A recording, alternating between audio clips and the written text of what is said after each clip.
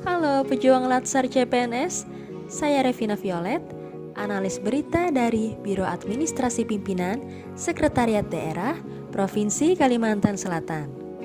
Kali ini, saya ingin berbagi informasi seputar profil saya dan instansi saya dalam rangka memenuhi tugas Latsar CPNS BPSDMD Kalsel, yaitu video monolog berjudul Aku, Smart ASN, dan Instansiku. Perkenalan dulu yuk. Seperti yang sudah disebutkan, saya bekerja sebagai analis berita di sub bagian peliputan dan pemberitaan, bagian komunikasi pimpinan, Biro Administrasi Pimpinan, Sekretariat Daerah Provinsi Kalimantan Selatan. Saya peserta latihan dasar CPNS BPSDMD Kalsel tahun 2022, golongan 3, angkatan 4. Profil instansi.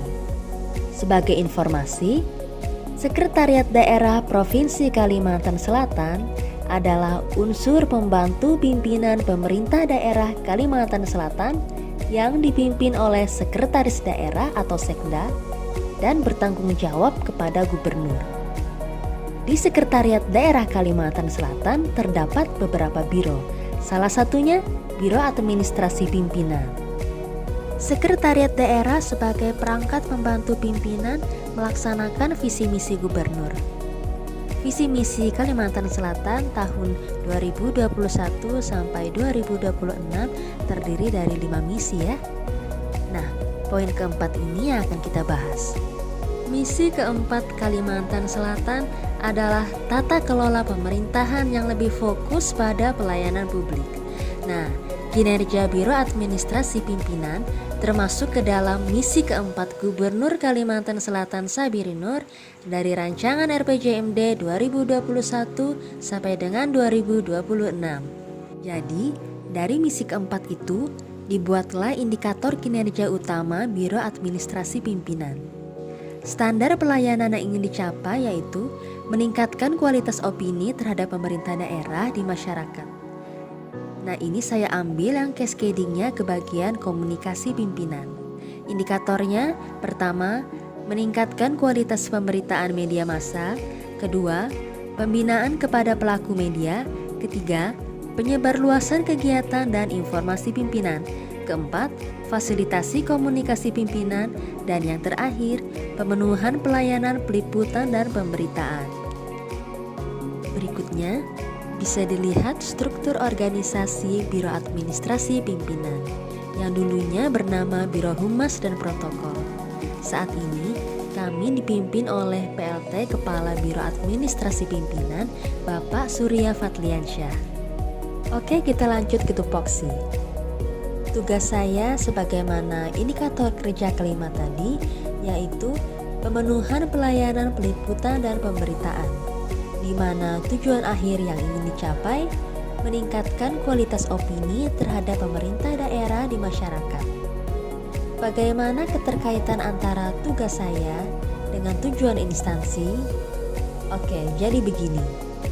Kami berupaya agar berita-berita yang kami hasilkan mampu menjadi corong informasi yang bisa meningkatkan kepercayaan publik.